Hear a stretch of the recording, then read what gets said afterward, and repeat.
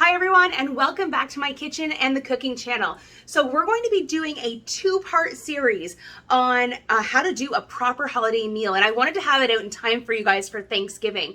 So we're going to be doing a full turkey with homemade gravy because why not? It's so simple and so easy to do. We're going to be doing proper mashed potatoes. We're going to be doing green bean casserole, ginger carrots, dinner rolls, pumpkin pie, but the thing I'm most excited for, we're doing pork sausage stuffing. It's a family recipe, it's very British, and something that in our household, no proper holiday meal will ever be without. So come with me and I'm going to show you all how to do the holidays right.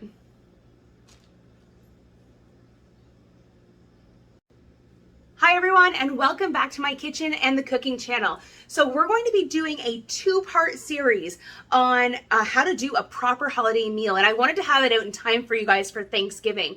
So we're going to be doing a full turkey with homemade gravy because why not? It's so simple and so easy to do. We're going to be doing proper mashed potatoes. We're going to be doing green bean casserole, ginger carrots, dinner rolls, pumpkin pie, but the thing I'm most excited for, we're doing pork sausage stuffing. It's a family recipe, it's very British, and something that in our household, no proper holiday meal will ever be without. So come with me and I'm going to show you all how to do the holidays right.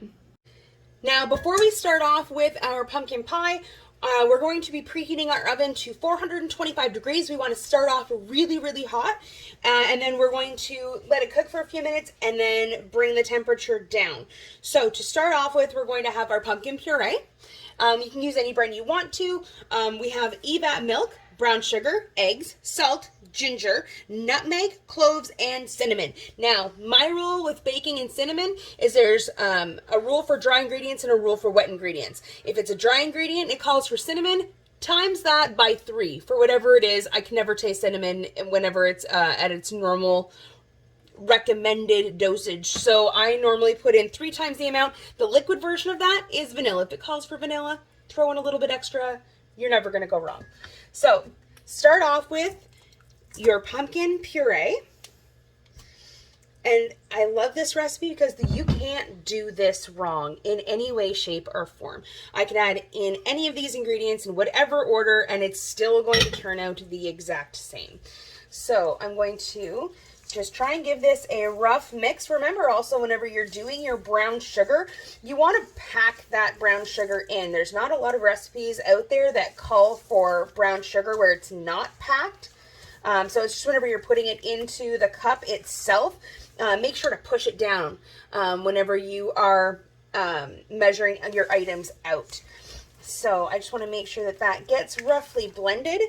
And then I'm just going to throw all of these in all at once, because why not? There we are. Here we go. Now, if you want to know where to get these little containers as well, I think I paid $17 on Amazon for these. They work great for dips, sauces. So I don't know if you have like chicken wings, you want to have ranch or something like that on the side. This works amazing for that. So I can leave the link for those as well underneath. And as I said, I think it was like $17 for I think 12 of them. So go ahead and check that out. And now I'm just going to be really careful with my wet ingredients because I don't want these splashing everywhere. Excellent. And now I'll bring in my whisk. So already I think we are 2.5 minutes into the video and we are almost finished putting this together. I love this recipe for how quick and easy it is. So whenever this is completely mixed, we are going to get 2 thawed pre-made pie shells. You can 100% follow. I'm going to be doing a recipe on how to make pastry shells. You can do it on your own if that's what you prefer. I, as a full-time nursing student, do not have the time to do that every time I make a pie.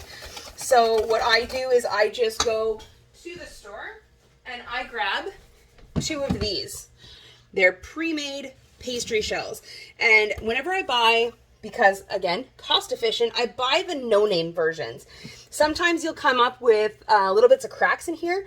The thing I like about pastry, it is so forgiving. So you can just come in here, push it together, and it's fixed. I'm paying next to no dollars. I think it was $3 for two. But whenever you're looking at Tender Flake, which I absolutely love the brand, it does very well. It's $5 for two. So I like to save money where I can. So you have these two pies.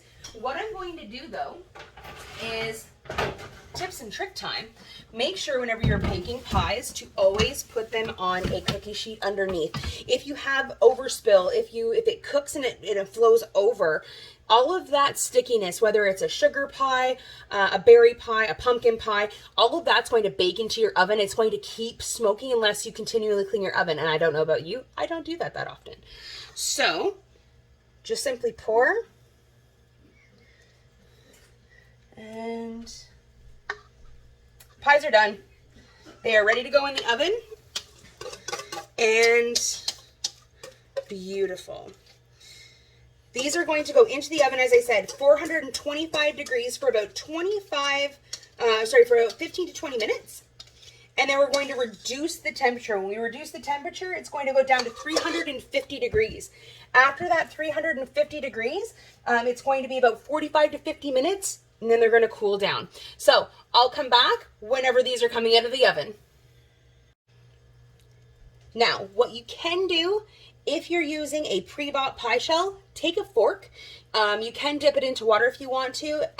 Whenever the dough is malleable, you can just go along the edges and go back and forth, and just to give it that homemade effect. I know that some people really do enjoy that. It doesn't take a whole lot of effort, and it just kind of takes away from the fact that you didn't make your own pie crust. You don't have to. I know a lot of people do tend to enjoy this though. There we go. And then I know some people do the back and forth. And then some people will do just straight across, kind of like just straight out, and then turn as you go. I find that if you do this and push it down, you're actually going to get a crispier edge to your crust, which isn't a bad thing. So it's not for everybody. You do you. This is a judgment-free zone. Unless you're putting pineapple on pizza, then I will judge you very, very much. But there we go. All done. Now these beautiful pies look homemade. And for those of you that are going to ask, I have two pies because my older brother needs one all to himself. So I'm sure you all have somebody like that in your family. Hopefully mine's not that insane. Where pies, there's one person that is addicted to pies. It's my older brother. One of these is solely for him. All right, so now we're going to be working on the dinner roll portion. So we're going to start off with flour, milk, egg, butter, honey, salt, yeast, chopped rosemary, water, and olive oil. To start off with though, we're going to take our warm water, about 100 degrees Fahrenheit. I normally run my tap until it's just steaming, and that normally works out pretty good. If you're going to use water that's too hot or too cold, your yeast won't activate. And if you're any kind of into any kind of baking whatsoever, you know that this yeast needs to come alive to be able to get that fluffiness from anything that you're baking. So we're going to put it into our stand mixer because yes, we love the stand mixer. And we're going to give it a little bit of a whisk. There we go. And then we're going to leave it alone. Just like that, let it sit for about 10-15 minutes, and we're going to get our water and our milk and our butter prepped on the stove. All right, so I've just taken these out of the oven. What you're going to do whenever they're ready, take a toothpick tester, a cake tester. I have metal ones. You can use a toothpick. And as you can see, it came off beautiful and clean, which means that these are ready. They're also piping hot, so we want to make sure that we're going to let them cool for a little bit, and then we can serve them however you like. All right, so what we're going to do now is we have our pot. I've put it on low heat. Onto the stove. So I'm going to pour in our milk. Beautiful. And into that, I just want to put in our butter. I forgot to thaw mine out. It's frozen, and that is 100% okay. We all do it. So it's going to sit here on low. We do not want it any higher than low, just until that butter is almost melted. All right, so not completely all the way through melted, just about. It should be on here for about 3 to 5 minutes. Now my butter, even though it's been frozen, has been sitting here for about 5 minutes and it's almost all incorporated. So now I'm just going to turn this off and let it sit for a few minutes. We don't want it to get too hot because we're going to be adding this to our yeast and water mixture, and we do not want to kill our yeast. So we don't want to make sure that it's just barely warm. You can still touch the sides of the pot. Everything is fine. So leave this for a couple more minutes and then we're going to be adding that into our yeast water mixture.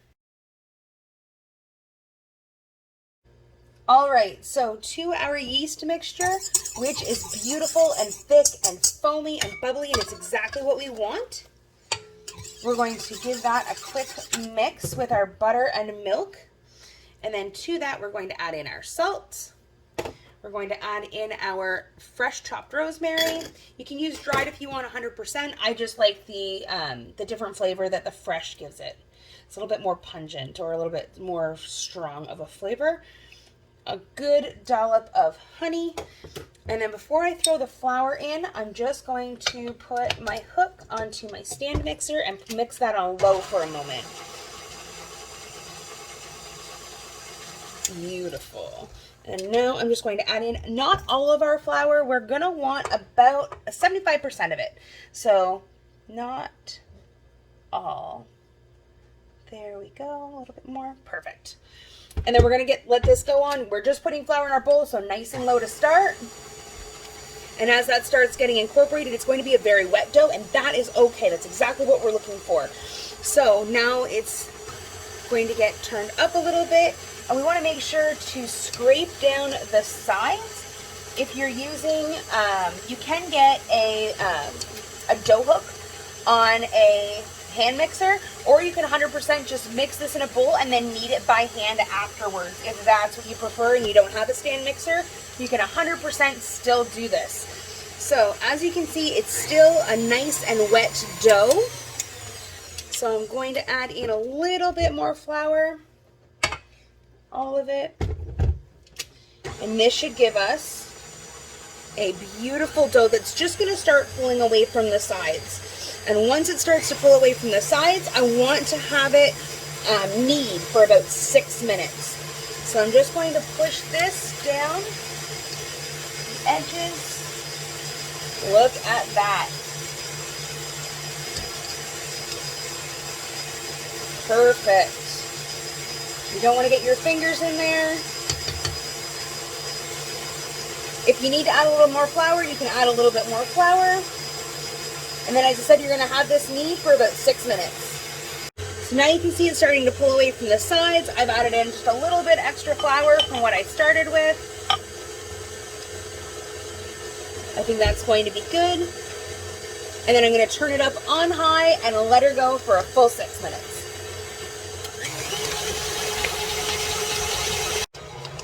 All right, this is after our 6 minutes. It is a very, very soft dough, but it smells amazing. We're going to take this off the dough hook,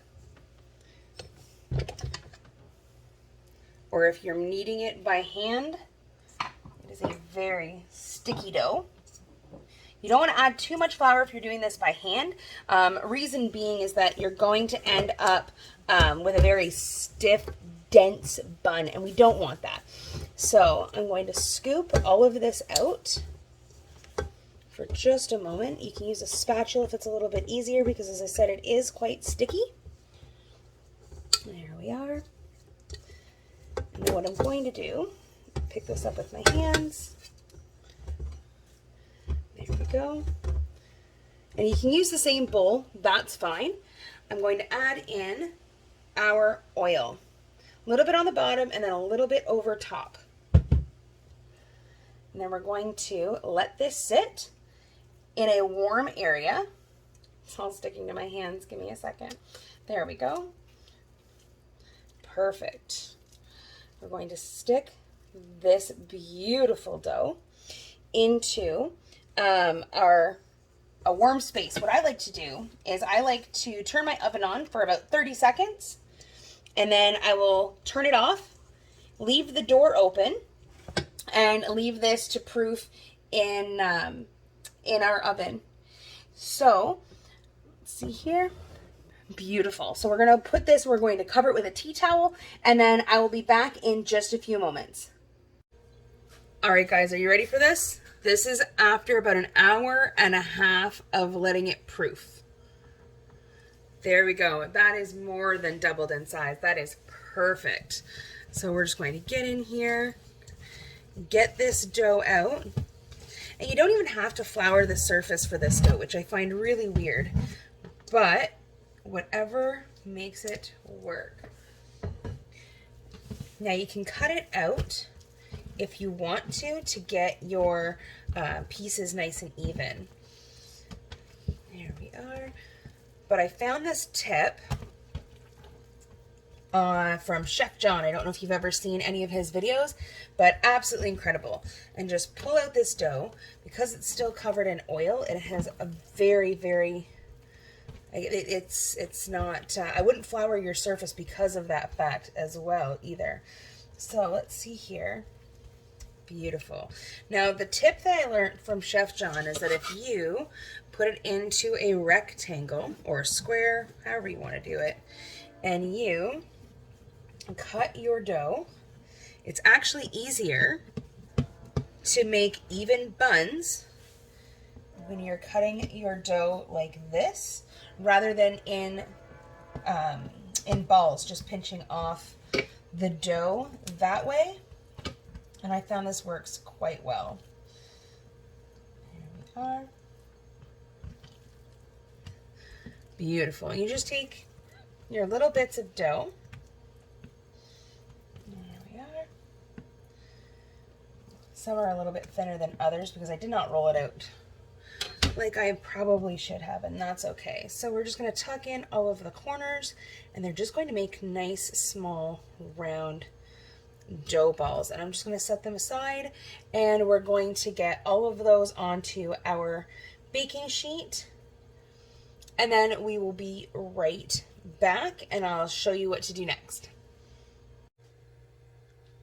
All right, now I have this on a parchment lined cookie pan. What I'm doing is I just put them so they're not exactly touching, but they're just about there. So as you can see, that these right here, these are starting to proof again. So they're going to start touching.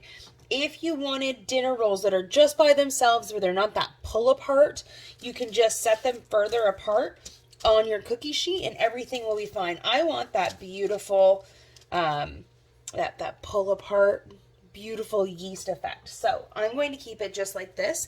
What I've done here is I've taken that egg and I've put in about a teaspoon of milk, and I'm just going to brush the tops of the buns, and I'm going to, this is going to help make a nice beautiful brown color on them. It's just honestly to get that a little bit of extra crunch and just for aesthetics, because we want it to look nice on our holiday table. And then whenever I'm finished, and again, this step is 100% optional. You do not have to do this. I just do it because in the end of the day, it looks pretty. So what you can do as well is I also have, this is like a, I think it's a green olive and oregano sea salt. You can use regular sea salt, and I just put a little bit on the top of each one, just to give that little bit of extra flavor. And whenever these come out of the oven, they do look so good topped with this. But again, it's up to you 100%. You do you. This is your dinner. All right, these have been egg washed and salted. Now what I'm going to do is I'm going to put them in my oven, not covered. We're just going to leave them just like this, and we're going to have them rise for about a half an hour. We're going to let them sit for about 30 minutes until they're again hopefully about doubled in size, and then we're going to start the oven. We're going to take them out, lay them on top of the stove. We're going to preheat our oven, and we're going to let them bake for about 20 minutes. So as you can see, it's been about a half an hour. These have proofed. They've almost doubled in size. They're the perfect size for a dinner roll. I have the oven preheating right now, and as soon as that's done, we're gonna pop these guys in for about 20 minutes. All right, I'm just taking these out of the oven now. Look at how good these look. Oh, they have like a nice crust on them. Fantastic. I love that sound. Beautiful. We're going to let these cool for a few minutes and let's pop one open and give it a try. All right, I've let these cool for probably not as long as I could have. Now, look at this. That's what I wanted right there, that beautiful pull apart effect. Now, I'm just going to grab a knife.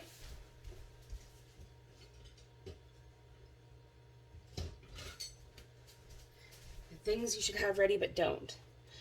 And then, oh, look at that. That is so soft. Then I have a brick of butter here because, yes, please. And it's still so piping hot. That is exactly what I was looking for. And as I said, this is perfect to make the night before, the day before, and they're still going to be equally as good. You want one, babe? No, sure. There we are. And that, look at the bottom of that too. That is fantastic. That is a nice crust. Anyway, so first thing's done. We have our buns. So good. The rosemary definitely gives it a kick with that spice. The honey doesn't provide an overly sweet taste to the bun, but it's definitely a really good substitute for actual sugar. All right, so moving on to the sausage stuffing, one of the easiest recipes I will make for you guys, bar none. So I have 1 ground of minced pork or ground pork. I have a finely chopped red onion. This is some Italian spices. I use just a regular blend. You can make your own, just rosemary, thyme, sage, oregano. And then this is 6 slices of just regular white bread that I've cut into cubes. So I'm just going to take all of this bread, put it into the bowl. Honestly, super, super simple recipe. It's honestly a dump and mix. Fantastic. And you're going to mix this up until it's all incorporated.